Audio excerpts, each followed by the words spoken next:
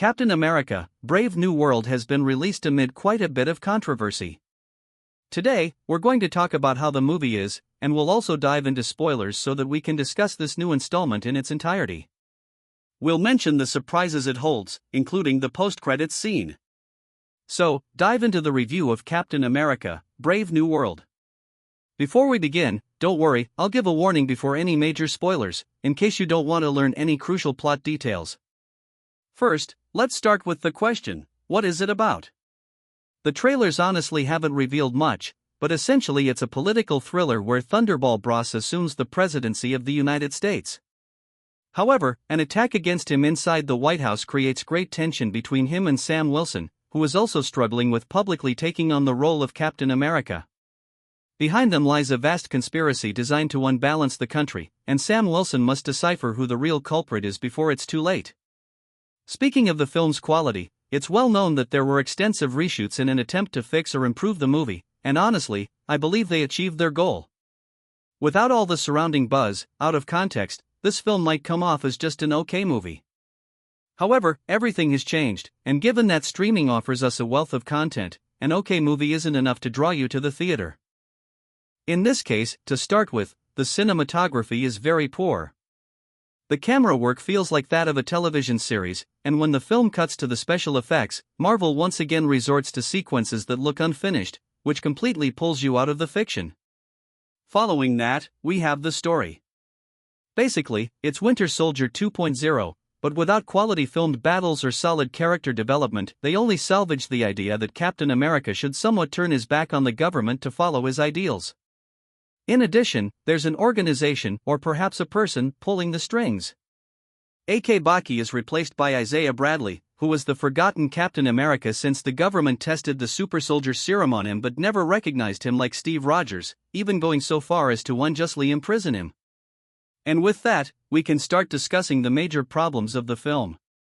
What I mentioned about Isaiah Bradley seems very interesting to me, a harsh critique of how the United States treated African Americans for a long time. But the reality is that the film never delves into Isaiah's backstory. His past is mentioned in a single line of dialogue, and the film expects you to empathize with him on that one line, which, if you're distracted, can easily be missed. It would have made a difference if the film had started with a flashback showing us how Isaiah suffered his abuses and how he managed to find a bit of peace before being manipulated once again. It's like expecting us to empathize with Bucky without showing us that he was once a good man who was eventually manipulated into becoming a killer. If they only sum up his story in one sentence, there's no way for you to understand why Steve Rogers fights for his friend. On the other hand, the character of Sam Wilson doesn't go through any arc or evolution. He starts and ends the film exactly the same, which makes him utterly uninteresting to watch on screen. He has no conflict beyond not filling Steve Rogers' shoes, a conflict, by the way, that isn't even resolved by the end of the movie. But I'll return to the topic of Sam later. Perhaps the biggest problem with the film is that it's a sequel to Incredible Hulk, but with Sam Wilson tacked on as an afterthought. All the characters who play an important role in the story are from that Hulk movie, which immediately signals that this was a movie meant for the Green Giant, not for Sam Wilson. In fact, even Steve Rogers shouldn't have anything to do here. With that, I think it's time to dissect the movie with spoilers so we can talk freely about what happens in the film. Okay, I think it's important to mention before moving on that the main villain of the film is Samuel Sans, also known as the Leader, portrayed by Tim Blake Nelson. He appeared in the Incredible Hulk film and received Bruce Banner's radioactive blood through a head wound, which allowed him to show up in the film. It's explained that it was Thunderball Ross who took him one step further, because to completely transform him into this big-headed character, he exposed him to a lot more gamma radiation with the intention of enhancing his abilities. This was because Ross wanted him to create weapons for the United States. Spoiler, we never see these on screen, and the film never mentions what kind of technology he developed for the country. But anyway, fed up with Ross's abuse from his prison, this villain planned his downfall. In the film, we discover that the reason Ross transforms into Red Hulk is because he was suffering from heart disease, and the only way for him to stay alive was to undergo treatments from Samuel Sans. However, the Leader gave him gamma radiation pills, waiting for the exact moment to awaken the beast and destroy Ross's public image. The Leader's original idea was for this incident to occur when the United States was about to head to the frozen Celestial in the middle of the sea to recover adamantium, which apparently in the MCU is where this indestructible metal originates. When Sam realizes what's happening, he manages to momentarily stop Ross's transformation, but everything worsens because this transformation occurs during a press conference at the White House. Despite having already stopped the leader, Ross transforms into Hulk, and that's when Sam has to intervene. And if you're wondering how he manages to stop him, he does it with Wakandan kinetic technology, the kind that made Black Panther turn purple. Using this, he charges one of his wings to impale Red Hulk and knock him out. Although Red Hulk awakens, surprise, the only way Sam stops him is by giving him a speech, telling him to eat a sneaker and calm down. Better. Now, with all this, you can see that Sam Wilson has little to do with these other characters. Moreover, we're talking about a film that continues a movie released 17 years ago, and instead of involving Hulk, the logical protagonist in this matter, they put in Sam Wilson. There's another problem, too. The issue is that Thunderball Ross wanted to keep going because his daughter Betty was very angry with him for having sent the army against Banner in the film from 7 years ago, and ever since, she had stopped speaking to him. Ross's goal was to try to clean up his image in order to be worthy of his daughter. That concept seems very logical to me, but it's obvious that this Thunderball Ross doesn't look the same as the previous Thunderball Ross we've seen throughout the entire MCU. And even though Harrison Ford does a fine job, he feels like a completely new character. Obviously, that's a problem beyond Marvel's and the director's control, because the actor William H. D., who previously portrayed Ross, passed away a few years ago. Maybe replacing him with Harrison Ford seemed like a good solution, but honestly, it's the first time we see him on screen in this universe, and no matter how much they say he's Ross and did all the things Ross did, it's a bit hard to buy it. It's like what Han Solo would do in a Marvel movie, pretending to be a character who hadn't behaved that way in the previous 5 films we'd seen. With these elements, it's easy to see that you need a lot of context to give the characters and the film the necessary weight.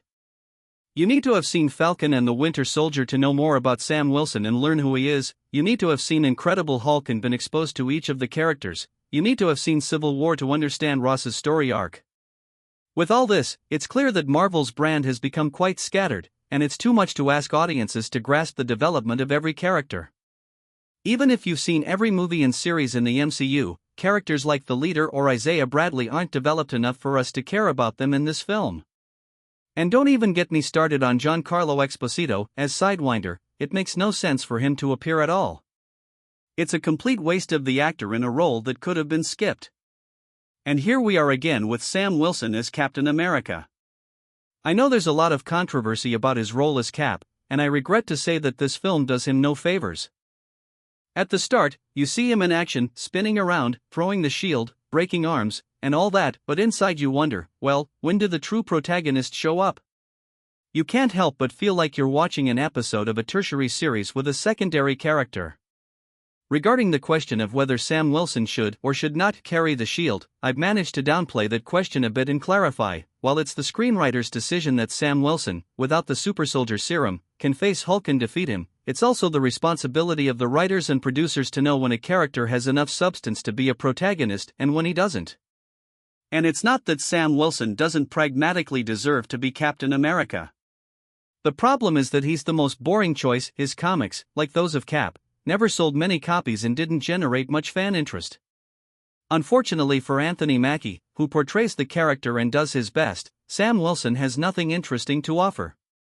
People only pay attention to Tony Stark, Steve Rogers, Thor, or Hulk. Their stories are compelling because they're characters with inner conflicts or troubled personalities, characters who have lost something or someone, or basically everything in their lives, and yet still decide to do good. This, by the way, also happens with Bucky. Marvel's characters mostly work because they're broken characters with complex, interesting personalities. Sam Wilson is a veteran who gives speeches. That's his superpower. Despite knowing him from the series, we've never really delved into why he's interesting, and I'm sorry, we can't pretend that he is. It's not that he doesn't deserve to be Cap, it's just that narratively, he's boring. That's why the plot has to place him in a Hulk movie, but obviously, that's not his place. A very similar situation happened in Ant-Man and the Wasp, Quantumania. It's illogical for a character like Ant-Man to face a threat as colossal as K. You're essentially condemning your protagonist to fail because it isn't his proper role. Ironically, Harrison Ford, although portraying an almost entirely new character, connects because he has tangible human ties. He wants to see his daughter, He's a man who's become corrupted while trying to protect his country, and now everything is catching up with him. He has an evolution and a fitting conclusion, but above all, he's an interesting character. But seriously, it makes no sense to see him turned into Red Hulk if he's not going to face Green Hulk. Remember, Hulk is one of Ross's great obsessions, and in the comics, turning into a monster is simply a way to defeat the one he hates. Yet in the film, we never see the impact on the character of essentially becoming his own worst enemy and without even facing Bruce Banner, who doesn't even appear in the movie. It's like watching a Wonder Woman movie where she faces off against the Joker as the main villain. What the heck are you even talking about? As I mentioned, ironically, with all the reshoots and everything, the film works in the most superficial way possible. It does address political and racial themes, but narratively it ends up being just another Marvel movie that doesn't have the best battles, the best characters, or the best dialogue. This leads us to think that perhaps they should have skipped this movie. If it had arrived at a better time for Marvel, the film would have weighed less. But given the current state of Marvel Studios and Disney, after riding high with several projects, they stumble again with this movie, and honestly, I don't know how it'll perform at the box office. Still, I believe it's necessary for there to be a counterbalance in the criticism so that the studio realizes what it's doing wrong and we can return to those old days when Marvel ruled the world. Regarding the post-credits scene, there isn't much to say. In this one, we see the leader locked up in the Raft, a prison we had previously seen in Civil War, where Ross was the main warden. Ironically, in this film, Ross, after having destroyed the White House, is found imprisoned here. Before I talk more about the post-credit scene, it's worth noting that Betty Ross, played by Lou Tyler, arrives to speak with her father, providing closure to the internal conflict Ross had.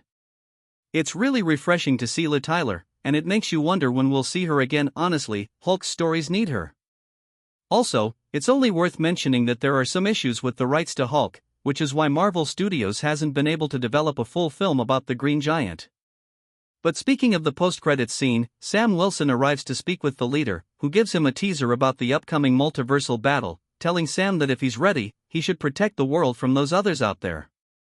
The scene is simply a very light teaser for Avengers Doomsday and Secret Wars, where this whole multiverse affair will come to a close. For now, it's expected that Sam Wilson will be the leader of the Avengers when they reform, and Avengers Doomsday will arrive sooner than many predict. It's set to premiere on May 1, 2026, we're almost a year away from its release.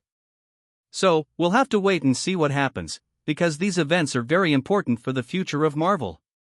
For now, that's all. Thank you for watching this video. If you liked it, don't forget to subscribe. See you next time.